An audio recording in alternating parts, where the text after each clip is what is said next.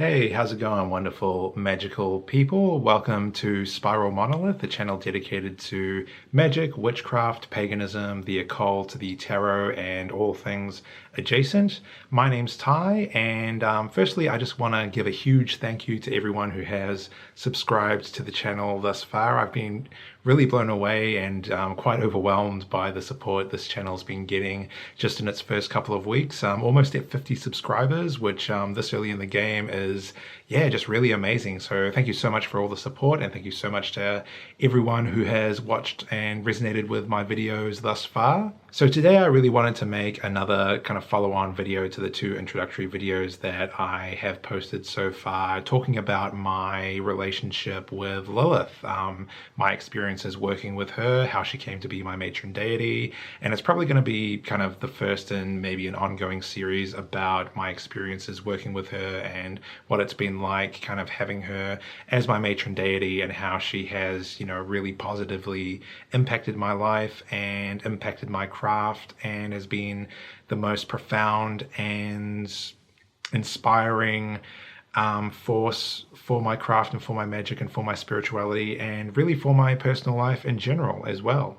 So now, I haven't read every book that's ever been written about Lilith. I haven't performed every ritual from every grimoire to her that's ever been conceived. You know, I'm still very much a beginner practitioner. I'm still very much a baby witch, but yeah, so in this video, I'm just going to really talk about my own personal experiences with her. And so, you know, the theory and the, you know, history of her, the academic kind of side of it might not be as complete as maybe it could be, but this is just my own personal perspective on the issue. And I suppose I do have some, you know, pretty strong opinions about her and about working with her, but I really don't want to sound kind of cocky or arrogant about it because I realize that I'm still very much a beginner.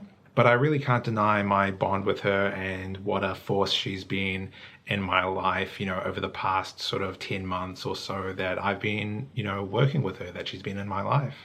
And I find that although she's become like a super, super popular deity for people to work with these days, I still think there is a lot of kind of, you know, misinformation and, you know, misunderstandings about her floating around, you know, quite a bit.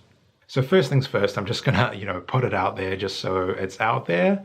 Lilith does not hate men. Lilith hates sexism and all forms of bigotry for that matter. So if you're a man and you want to work with Lilith, but deep down you're a misogynist piece of garbage, then she will probably rip your dick off and nail it to the wall.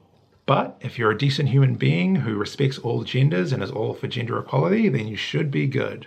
But anyway, so yeah, as a, you know, cisgendered man, I can say, you know, from my experience that she has been, you know, a really, you know, amazing, positive force in my life and has really kind of, you know, helped me out in my personal life in so many ways. You know, she's just been a really amazing guide and really amazing friend and mentor to me on my spiritual journey.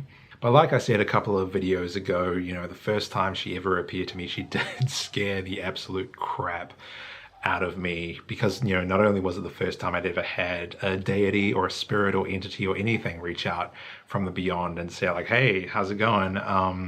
Yeah, she really appeared to me in a very aggressive way. It seems like she was, you know, really testing me in many respects.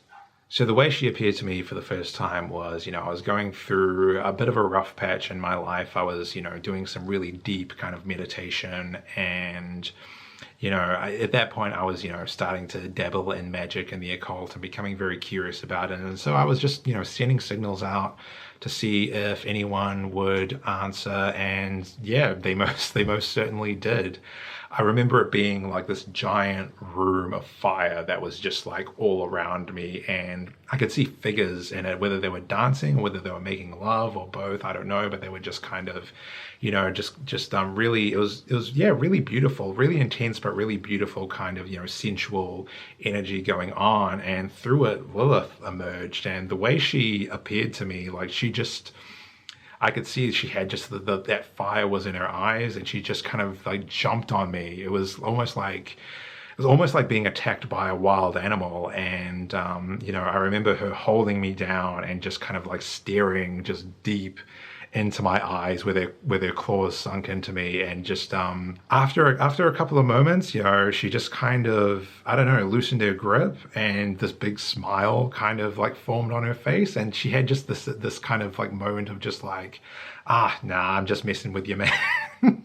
But it was genuinely scary. And but after that, she really kind of, you know, turned on her, you know, very, very motherly side, her very nurturing side, which is the side that I see most often of her. She's definitely a very kind of motherly figure to me in my spiritual path. And yeah, we just ended up kind of hanging out and talking for hours. And it was at that point where she was just like, you know what, I think I would like you to work with me. And so, because it was such a intense and profound experience for me, you know, she's just been my primary deity just from that point on. And you know, and I just haven't looked back really, because it was the first time that, like I said, it was the first time I'd ever had a spiritual experience like that. So yeah, it was really beautiful, really intense, really terrifying, but ultimately really amazing. So yeah, if you want to start working with her, you'll probably notice that she has, you know, those two sides to her, the, you know, very lovely, supportive,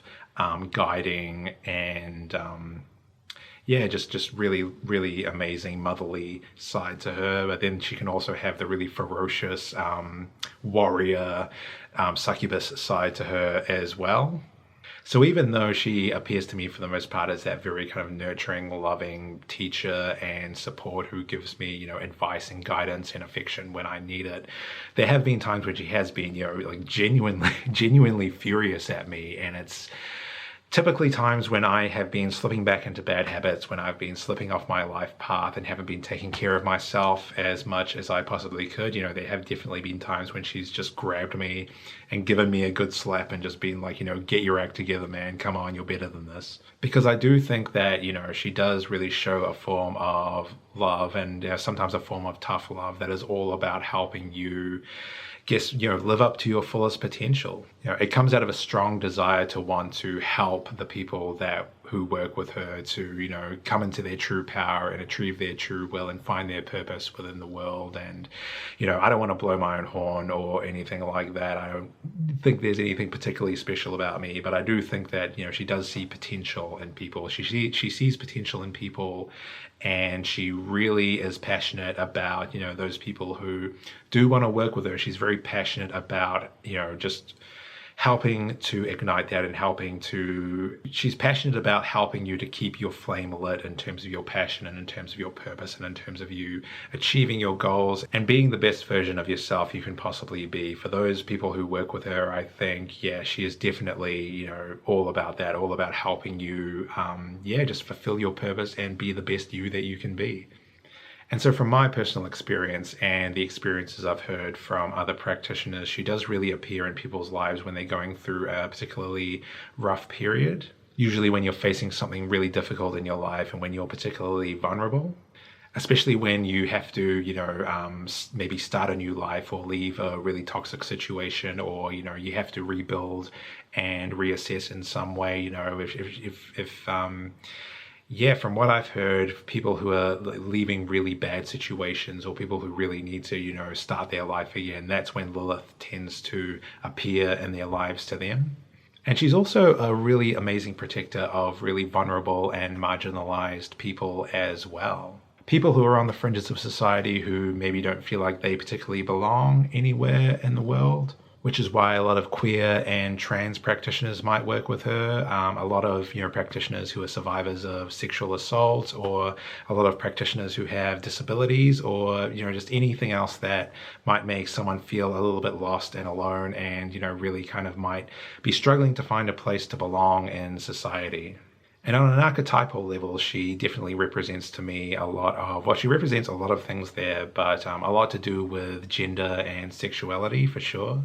And maybe if, you know, there's something about those issues that you might need to address in your personal life, you know, she's really amazing to help out with that. Throughout my life, I have done a lot of questioning, and I have done a lot of soul searching around, you know, issues of gender and sexuality. For me, I've always felt a little bit like an outsider, like a little bit like I don't really belong anywhere within either of those spheres. And kind of made me feel a little bit lost and confused and alone all the time, suffering from, severe, depression and anxiety as well. That was really exacerbated by those issues. It really, made me feel like I didn't really have a place to belong in a lot of, wider society. Being an empath and being, very idealistic about the world and genuinely wanting to do good in the world as well in any way that I can, it really makes it really makes life kind of seem, very overwhelming for me a lot of the time. So any of those kinds of issues, I feel like Lilith is a fantastic deity to work with to, really get a grasp of those aspects within yourself and, come to terms with them and maybe face a little bit of darkness in there that, you've been meaning to face, and she'll, guide you through it and have your back the whole way. But one other thing I really love about Lilith is that she represents rebellion and that she represents, self-expression and creativity as well. For me, she's definitely an embodiment of that, Kundalini serpent energy, that, sexual energy and self-expression and creativity and, those really beautiful human aspects that come from, those more kind of carnal sides of our nature that we've able to, just hone in and make art forms out of, which I think is really beautiful. So, not just sex and sexuality, but also, music and dance and just, self-expression in general. In that regard, Lilith is definitely all about that. The right to be yourself and to live the life that, the way you want to, so long as you're not hurting anyone. So whenever I need that kind of spark or, that kind of inspiration, and I need more of that kind of, like fiery serpent energy, like Lilith definitely helps with that. But like I said before, she can also be a very loving, calming presence as well. And there have been times when, I've just needed kind of an ear to turn to, and, I do a ritual, do an invoking ritual, and she's just there, and she's just like, hey, what's on your mind? What can I help you with? And I feel like that's where the owl aspects of her kind of come into play, because, not only is she kind of the, the keeper of some, really deep, really complex kind of, magical and occult secrets, but then she's also just a really good listener, and she's just a really good, that wise, silent observer that's able to take in a situation and, put a perspective on it that you might not have been able to think of otherwise. In saying that, a lot of her advice, might not be as kind of crystal clear at first. It might be a little bit cryptic. It might be something that you'll need to kind of soak in for a couple of days or maybe even a couple of weeks. I know I've had some rituals to her when she showed me some really profoundly intense stuff to do with, me and my personal life that, I just haven't been able to, I wasn't able to piece it together then, but, later on, maybe like a couple of weeks or maybe like a month later, it'll just be like, oh, okay, that's what she meant. So even if, I feel like, most deities are kind of like this, they might give you those cryptic clues to help you join the dots and figure it out on your own. But, so maybe if the gnosis that she gives you, maybe the information that she gives you doesn't make sense at first, just sit on it and, write it down and just see what happens in your life, because, sooner or later, it might just hit you like, oh, that's what she meant. Okay. And, and it'll all just come together. But needless to say, I am so eternally lucky and eternally blessed to have such a beautiful, powerful deity, come to me this early in my magical journey, and to give me that support and that love and that guidance, and, sometimes that tough love that I need sometimes. And, that's why I want to kind of celebrate her and, try to, do her wonders in the world as much as I can, and to, let people know that, like I said before, if you are, maybe feeling a little bit lost, maybe you're struggling with issues around your gender or your sexuality, or finding a place to fit in with the world, or you're really struggling to maybe you're struggling to be an artistic voice or to be a creative voice or a magical voice, Lilith can definitely help out with all of those things, as she's helped out with all of those issues with me for sure. And just really excited to see what other wonders kind of she shows me in the future, and all the other deities I work with as well. At the moment, I'm also really working deeply with Selene as well, who's been another amazing goddess in my life too. And I'm really looking forward to working with Lucifer more as well. I feel like I really need to, you know, he's dipped in and out of my life in terms of like just saying like, hey, what's up? I'm here, you know, just feel free to drop me a line if you want to work with me. And yeah, so I'm definitely going to have to drop him a line too. Anubis as well. I know Anubis has showed up, you know, sometimes when I'm in a ritual. Like, there was one time, I'm just going to tell this story quickly because it's a crazy story, and I don't know whether this happens very much for other practitioners to have other deities gate crash your invocation ritual with another deity. But there was one time when Anubis, like I had invoked Lilith, and her and I were just kind of like, you know, just sitting in my bedroom, just kind of like talking and like working through some stuff, and Anubis just showed up out of the blue, and it was just like a total gate crasher, like, you know. And they started talking in kind of this ancient language that I couldn't understand, and they started like fooling around on my bed, and they're just like kind of like, it was obvious that they were friends and they knew each other, and Anubis just kind of like had this expression like, it's, you know, it's another one of your humans, you know. So I don't know what that was about, but it was a really weird experience. It was a really kind of funny, ponderous experience. So if you're a practitioner who's had kind of other deities gate crash your rituals to, you know, to another deity, let me know, because I don't know whether that's a common thing, but it definitely happened to me. So but I know that he's also, you know, shown himself to me in times when, you know, maybe I was feeling a little low, and he's just been like, hey, you know, I'm here for you if you need me. So that's been really cool as well. But anyway, I'm just going to leave it at that. I just really wanted to, yeah, just start a discussion about my experiences with Lilith so far. So that's pretty much all caught up with that now. And yeah, I guess I'll, you know, keep all of you posted on what other amazing adventures I have with her and all the other, you know, deities I'll be working with in the future. So, you know, if you have your own experiences with Lilith that you really want to talk about, or, you know, if anything in this video you can relate to, feel free to leave it in the comment section below. I'd love to hear your experiences of working with Lilith and working with other deities as well.